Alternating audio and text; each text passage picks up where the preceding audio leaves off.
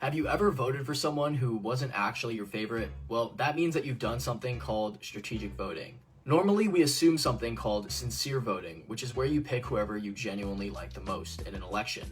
But strategic voting means that you choose someone not because you necessarily like them the most, but because they have a higher chance of winning.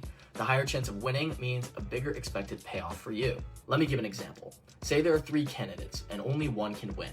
Candidate A, Candidate B, and Candidate C. Say your favorite is Candidate A. Candidate B is just okay, and Candidate C you hate. Candidate A is polling at around 9%, but the race is nearly tied between Candidate B and Candidate C. The probability that Candidate A wins is nearly zero, so if you were to vote for them, your vote is wasted. But if you vote for Candidate B, your vote becomes more pivotal and could tip the outcome of an election.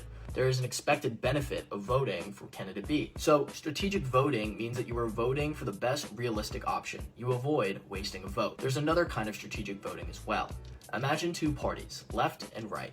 There are two elections, one for the president and one for the legislature.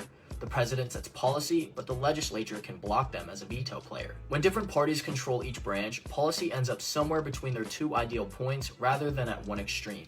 If the same party were to control both, they would get exactly what they would want, either all the way left or all the way right.